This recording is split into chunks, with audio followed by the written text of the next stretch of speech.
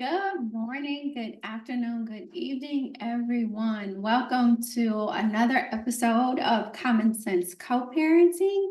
I am Dr. Jerry Johnson. I am the creator of Common Sense Co-Parenting, coming to you today to empower parents to navigate the complexities of co-parenting while ensuring a nurturing environment that centers on the well-being of the child above all else. So today we're going to continue the conversation about confrontation. Let's get into it. Confrontation, we talked about in our last episode as a face-to-face meeting. Many times confrontation does take place face-to-face, but sometimes it can take place, of course, over Zoom. It can take place over the telephone. It can take place even in email, text messages, or any type of communication that could go on, right? Skype or anything like that, okay? But confrontation also has a negative connotation to it. It's taken on its own kind of like life as a negative thing. When today I'm going to be talking to you about healthy conversation. And the theme for this topic for us, because you guys know I always give the theme, I introduced it in the last episode. It is match that energy. So do you want to match that energy, or do you want to own the type of energy that you bring to confrontation and make it a positive thing and not a negative thing? So when you're dealing with, let's say, bitter baby mama, let's call it a demon baby daddy, a wicked ex-wife, let's say it like that, or a hellion of an ex-husband, which I know some of us don't like to, hellion, look it up, of an ex-husband. Confrontation kind of almost is necessary, and it's going to happen at some point within all relationships. You're going to have to bring a difficult subject to the table, or something that happened, a difficult situation to the table. So today, let's get into some actions that go along with the strategies that I introduced last time on the show. So we had 5 strategies last time. We talked about how healthy confrontation is not for everyone. That was number 1. You have to understand that healthy confrontation is not for everyone. And let me go back. When we talk about strategies, we're talking about the strategy being a plan. So a strategy is a plan basically for success. And we talked about 5 things that you can do to make a plan for success with healthy confrontation. So number 1 was that you need to plan that and know that healthy confrontation is not for everybody, because we may not have been taught this growing up. And this is another part of co-parenting. We both have to deal with how we grew up and the things that we bring to the table, and the traumas and everything that we bring to the table. So healthy confrontation may not have been taught. So it's not for everyone. Number 2 was we need to make sure that we keep it current. The conversation during our confronting certain things, we need to keep it current and on that topic. All right. So you need to plan to keep it there. Do not allow the other person to take you back. You can always say, let's circle back to what we were actually supposed to be talking about. So keep it current. Number 3 was you may need to engage others or ask for help from others when you are going through a confrontational situation. And we'll talk about that in our actions, because I'm very big on safety, not just physical safety, which is very important, especially if you're dealing with someone that you know is volatile, but also emotional safety, psychological safety. You know, there's a lot of different ways that we need to feel safe in order to be able to do this confrontation piece. Number 4 was necessary roughness. So sometimes There might need to be a little necessary roughness in our words or in our demeanor. Very stoic. We need to have a very stoic demeanor, which means non-emotional. Also non-confrontational. It's almost as if the outcome of whatever the conversation you need to detach from, whether it's going to be in your favor or not. And then also number 5 was the foundation of everything needs to be that it's for your child. This confrontation is for the betterment of your child's experience or life, and it is not for you. So we need to make sure that that is the foundation for what you do too. So in your plan, you need to think about those 5 things and plan for those 5 things. But I want to get into some actions for how you implement this plan. So actions are basically the missing links between your strategy and the success of that strategy.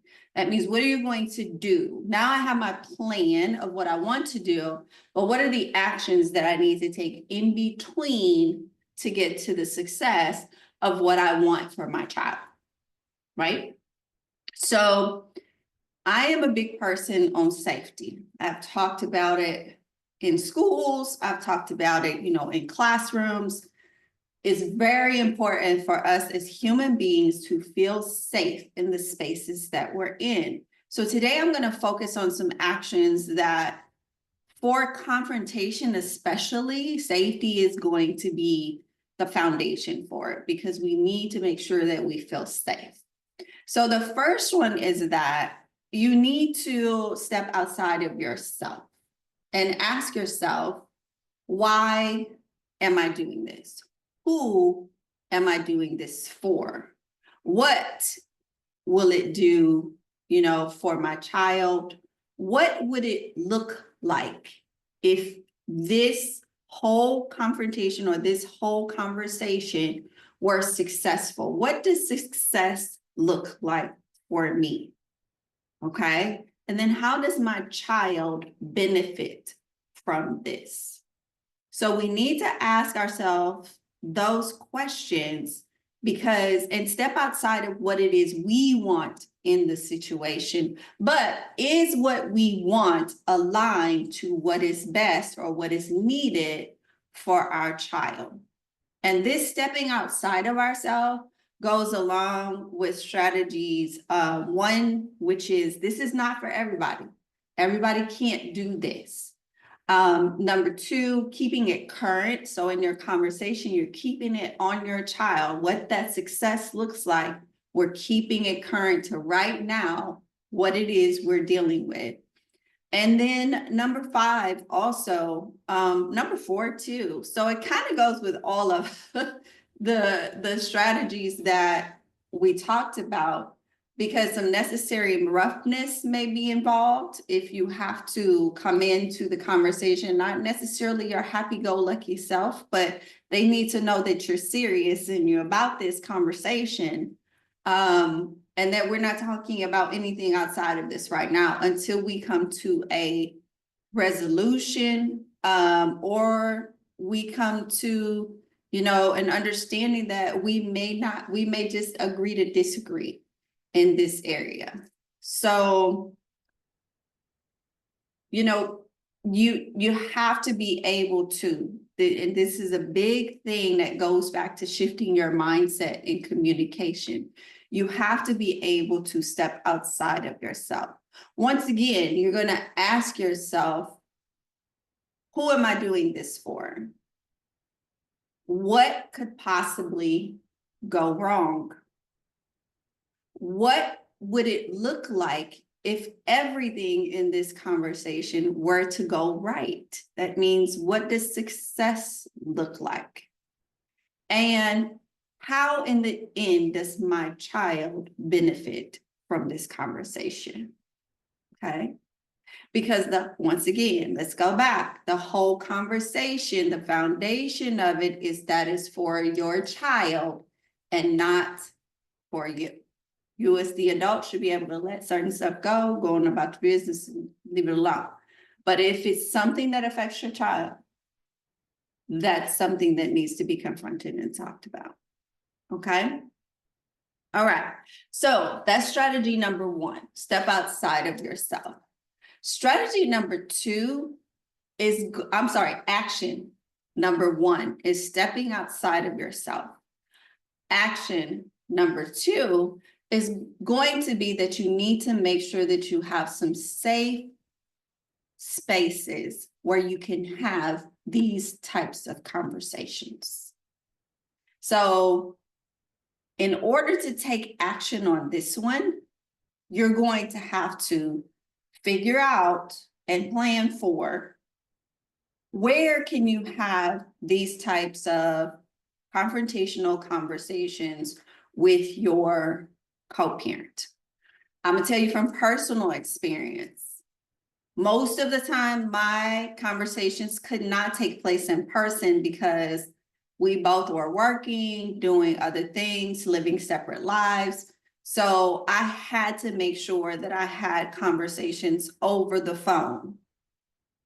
Voice conversations, yes, actually picked up the phone. There was no text, there was no email and all that type of stuff.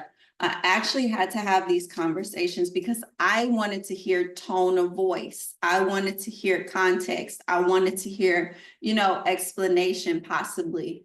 In text and emails, you lose a lot of those things and the context to the conversation. And it's a lot of your interpretation through your own lens. And that's where a lot of misinterpretation comes from. And people come back and say, well, that's not what I intended to say. Well, I was working on something and I just answered that way because I needed to finish and all this type of stuff. So I personally had to pick up the phone and have conversations for this. So where for me was most of the time the telephone now, or the cell phone. Now, what you can do if you have the option is to have these as face-to-face conversations. And I did have to have a few of those as well. Another question you need to ask yourself is it possible to even have a safe space? Do you have a safe space if you want to do a face-to-face talk or something like that? Is there a restaurant you could go to? Can you go have coffee? Can you go, to a friend's house or something like that and have them meet you there? Is it possible for you to have a safe space? If it's not, that's fine. Phone, text, what have you, whatever mode of communication you need to do, it makes communication a little bit tougher and you need to be a lot more clear on your message, but you can work through that in time. So where you need to have a safe space, is it possible for you to have a safe space? And you need to think about timing and location of these things too.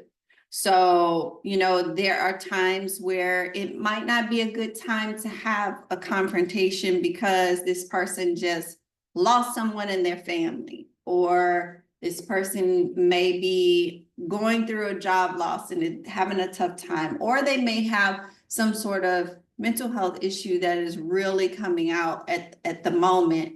So you don't necessarily want to put it off forever, but the timing at that time right there when you're ready to do it may not be good. So this is another part of stepping outside of yourself.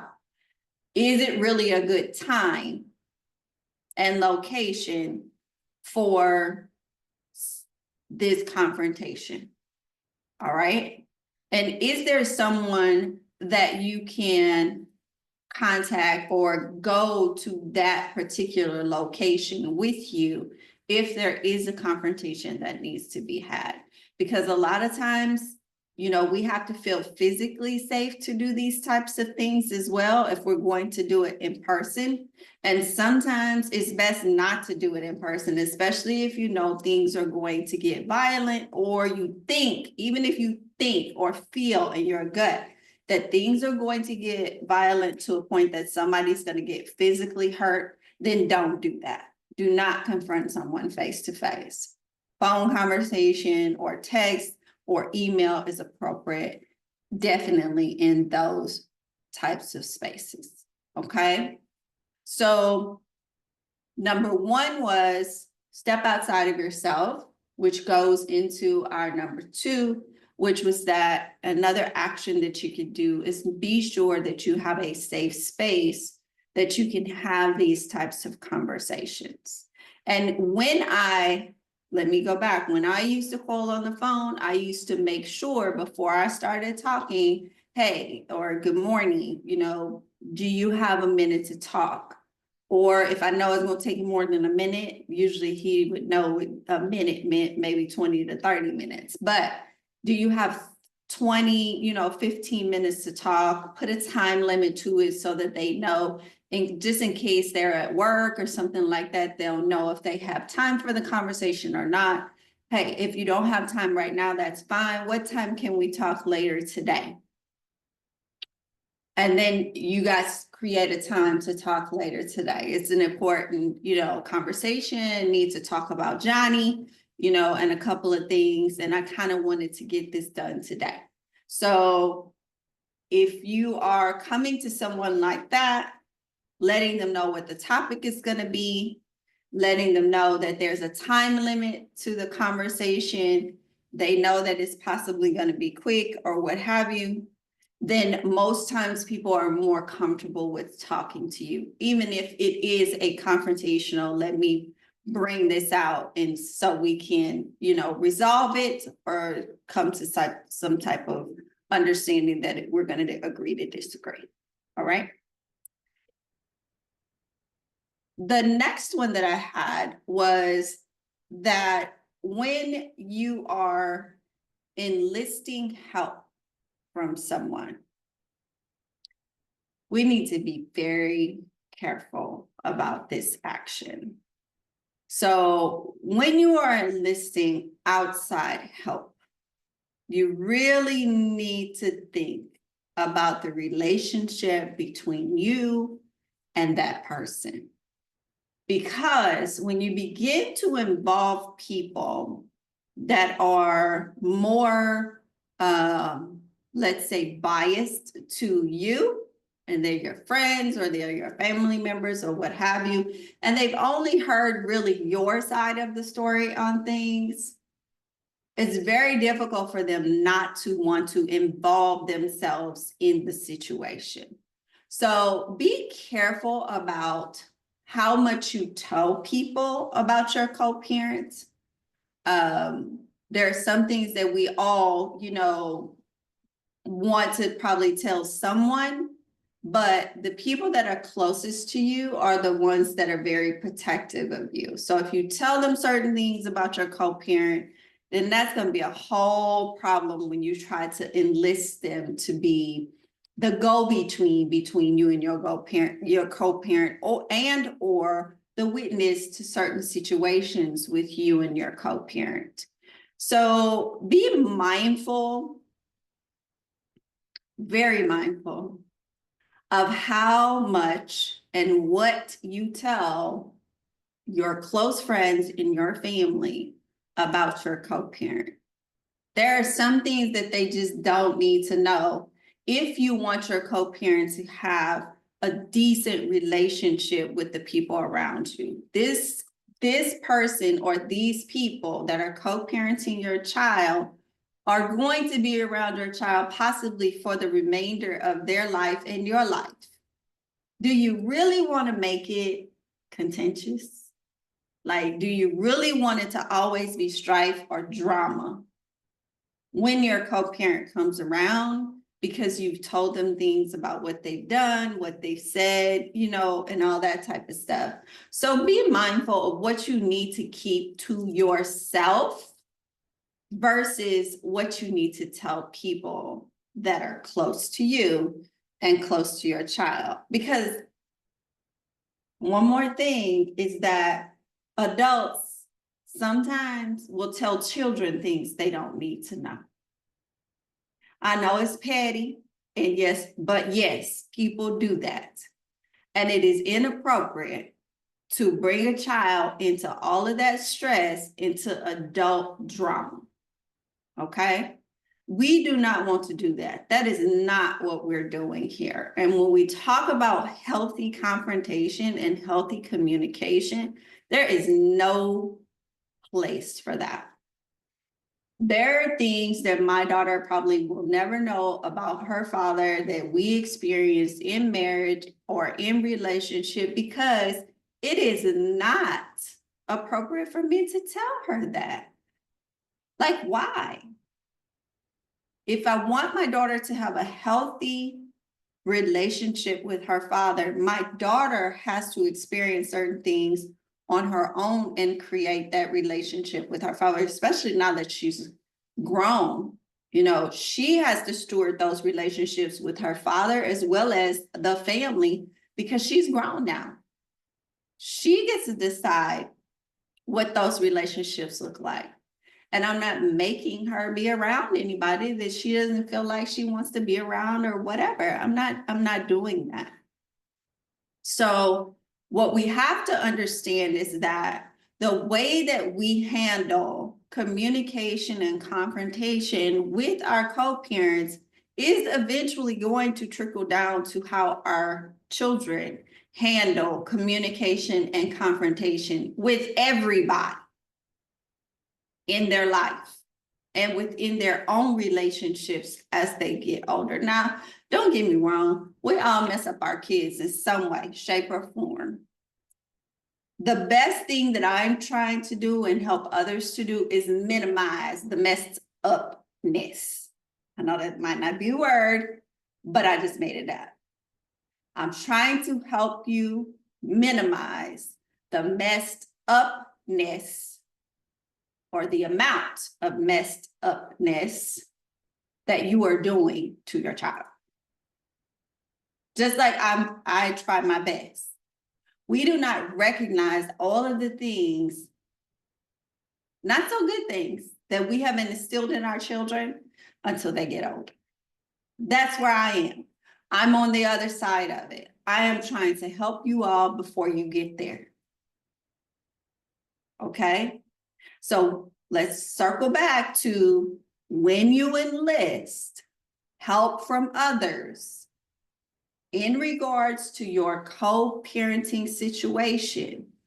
Be mindful and be careful of how much information you provide and what information you provide to anyone else outside of your situation about that co-parent. There's levels to this. Not everybody deserves all the information about whatever is going on. And not everybody deserves to have access to sensitive information that could impact your child's relationship with their co-parent. Because once again, adults get petty, and the minute they get mad at you, they might say something to your child. It does happen. Don't sit up and say, oh, that never happened to me. No, it happens. It does happen. Okay. So we focused on, let's summarize, we focused on the aspect of safety, basically, in our actions today, aligned with our strategies for confrontation. So one action you need to take is to step outside of yourself and ask yourself, who am I doing this for? Go back to those questions that I told you to ask yourself. What could possibly go wrong? What would it look like if everything goes right for my child? That means, what does success look like after this conversation? Okay. And what is the outcome you really want? What happens if you don't get it? Okay. Number 2, have spaces or safe places that you can have confrontational conversations. Like I said, if it's not a face-to-face meeting where you are out in public at a restaurant, at a coffee house, what have you, and you can have this quiet conversation, then phone call would be the next, to me. Phone call would be the next best thing, so you can hear the person. And then if you have to go to text or email, there's always apps and things out there like that for co-parenting that you can actually have secure texts and things like that through if you did not want them to know your phone number or, you know, some other information, if you need to keep some of the texts and all this type of stuff. There are apps and platforms out there that you can use for communication. And number 3, when you enlist help from others, be careful and be mindful of how much and what you communicate to other people, especially family or friends, because they are biased, they love you, they want to protect you, but also it can get real petty. And then your child will be involved in that because they might say something around your child or say something to your child. And then that affects your child's relationship with the co-parent because they know stuff that they should not know about their co-parent. Remember, we are the adults in this situation, and we are thinking about the well-being of our child above everything else. We control the information. Let's behave as the adults and behave as such. Okay. All right. So there's a whole lot of other actions that you can take to be aligned with the strategies that I said in the last episode. If you would like to know any more, please comment below in the comment section of the video and or ask any questions or place any comments there. Please click like and subscribe on the video so you can get more of my episodes as they come out, and they do come out every last and first Friday of the month at 7 p.m. CST. That's Central Standard Time for you. As always, I'm going to say, you guys, I will see you next episode, and go out and co-parent with purpose. Bye.